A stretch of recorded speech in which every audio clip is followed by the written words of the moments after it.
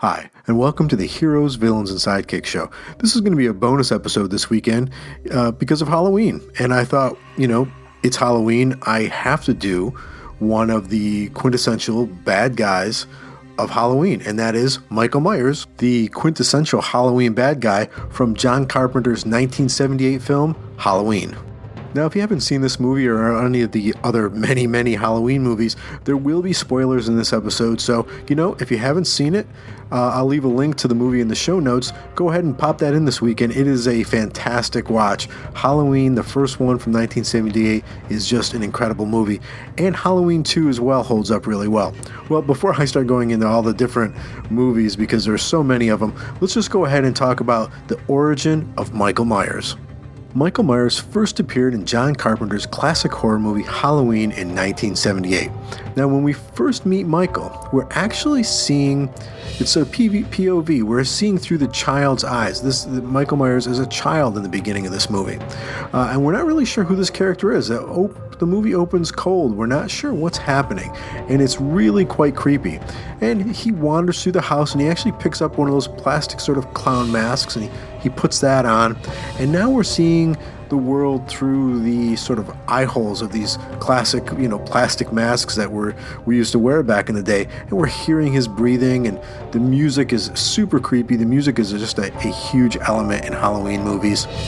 And he's wandering through the house. So young Michael's, going through the house until he comes across his sister Judith. And at that point, he just methodically stabs her to death. It's pretty gory. It's in that you don't see a lot of it, so it's very creepy. So he wanders out of the house and into the front yard where his parents confront him and ask him what's going on and sort of pull his mask off. And that's when we just see this, cute little blonde kid's just vacant face staring out with the knife in his hand. And this is going to be the last time that we'll see Michael's face really through the entire franchise. So Michael is institutionalized until one Halloween 15 years later, he escapes the Smith's Grove sanatorium where he's being held to wreak terror on the town that he once lived in.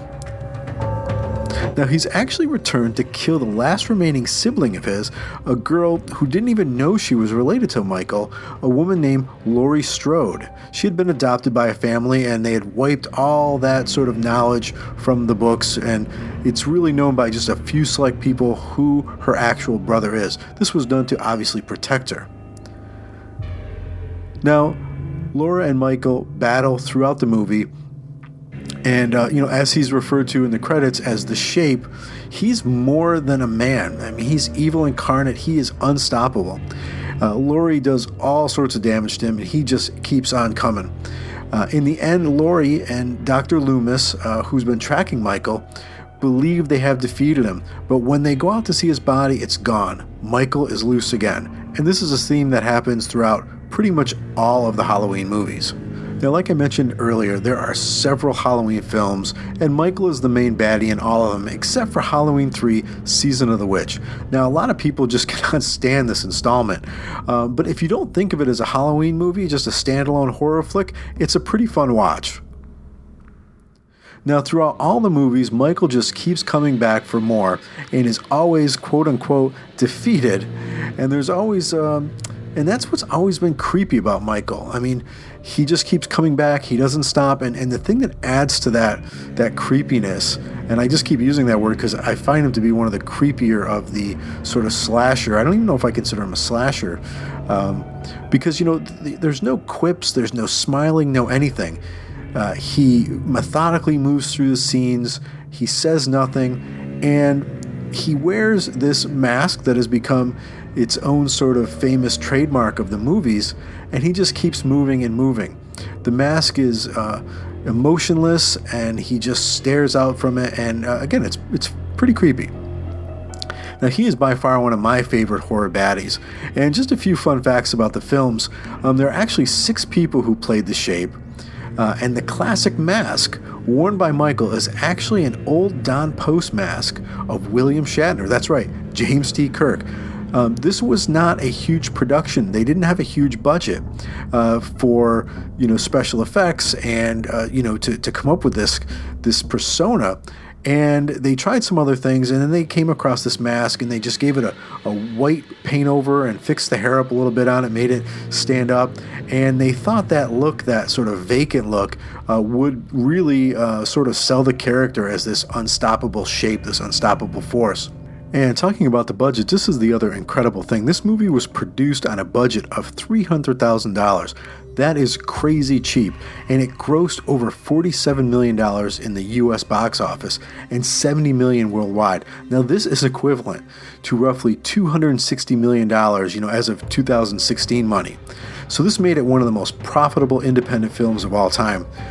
It's one of my favorite John Carpenter movies. If you're not familiar with his movies, check out his other work. He is incredible. This is just a perfect Halloween movie. It's creepy. It's got kids that are running around for candy. It's got this shape walking amongst them. You don't know what's going to happen.